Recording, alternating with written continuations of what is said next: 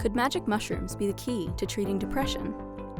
Psilocybin, the psychedelic chemical found in hallucinogenic mushrooms, has begun to show promise as a potential treatment for depression, and the findings of several recent studies have strengthened the case for the therapeutic use of this substance. Major depressive disorder, or MDD, affects more than 300 million people globally, making it a major cause of disability worldwide. While there are several types of medications available for treating depression, it can take weeks or even months before they begin to work, and some patients experience intolerable side effects. In addition, existing antidepressants do not work for all patients. It is estimated that 100 million people around the world have depression that is resistant to treatment. The discovery of new and rapid-acting therapeutics therefore has the potential to be a game-changer in the treatment of major depressive disorder. In 2016, a team of researchers at Imperial College London, led by Robin Carhart-Harris, published the results of an observational study on the effects of psilocybin on treatment-resistant depression. They gave their subjects 2 doses of psilocybin 7 days apart and observed a significant reduction in their depressive symptoms 1 week after treatment and again at 3 months after treatment. A subsequent study by researchers at Johns Hopkins University observed similar improvement in a randomized clinical trial of psilocybin treatment in patients with MDD. Other similar studies also showed promising results. A team of researchers based in Switzerland at the University of Zurich, led by Robin von Ratz, sought to expand on the promising findings of these prior studies.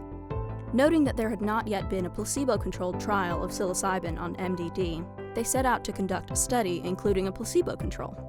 They also noted that previous studies had given subjects 2 doses of psilocybin and decided to evaluate the effects of a single dose. They hypothesized that a single dose of psilocybin at a lower dose than in previous studies, administered in a placebo-controlled, double-blind study, would be effective in reducing MDD symptoms. Von Ratz and his colleagues identified 52 study participants by interviewing candidates about their health histories and screening out those with potentially confounding comorbid medical conditions. Once chosen, the study participants were randomly assigned to one of 2 groups, treatment or placebo. Each participant's group was kept confidential from both the participants and the researchers, eliminating bias as a potential confounding variable. Prior to treatment, each participant was assessed for baseline depressive symptom severity. Participants in the treatment group received 1 dose of 0.215 milligrams per kilogram of body weight of psilocybin in capsule form, and participants in the control group received placebo capsules. The treatment was administered at University of Zurich Psychiatric Hospital, where participants received the drug or placebo in a living room-like setting with a trained therapist present and music from a standardized music playlist playing via headphones or speakers. Study participants returned for assessment by counselors at 2 days, 8 days, and 14 days after treatment. At each visit, the counselors assessed the participants' symptom severity using 2 existing scales, the Montgomery-Åsberg Depression Rating Scale and Beck's Depression Inventory. The study's findings, which were published in early 2023 in eClinical Medicine, showed that the single, moderate dose of psilocybin resulted in a statistically significant decrease in depressive symptoms as compared to placebo conditions. The single, moderate dose was sufficient to reduce depressive symptoms as effectively as the higher, repeated doses administered in previous studies. Side effects among study participants were minimal, with psilocybin well tolerated by all of the participants. In their article, von Ratz and his colleagues admitted that their study did have certain limitations. Most notably, since the study was done in Switzerland, most of the participants were Caucasian. Further studies on members of other racial and ethnic groups will need to be done to confirm the findings' applicability to other groups. Another admitted limitation was that this study did not include long-term follow-ups with participants beyond 2 weeks to assess potential long-term effects and side effects. This study would also need to be repeated to confirm its findings before making broad conclusions about psilocybin's effectiveness. The success of this and other recent studies, however, suggest that psilocybin could be at the forefront of future innovations in treatment of MDD. Despite psilocybin's promise as a therapeutic option for MDD treatment, controversies could complicate its widespread adoption.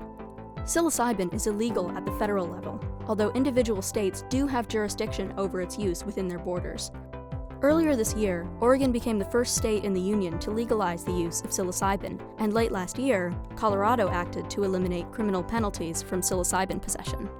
Several cities and towns, including Seattle and Washington, D.C., have taken similar actions to decriminalize psilocybin within their jurisdictions.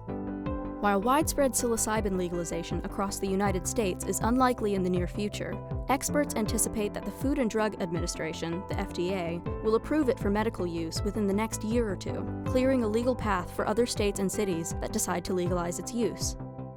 Despite the need for further study and the legal hurdles that stand in the way, psilocybin shows significant promise in the ability to reduce the symptoms of major depressive disorder. Magic mushroom's potential as a fast-acting treatment with long-lasting effects holds promise for the development of new ways to treat this often debilitating condition.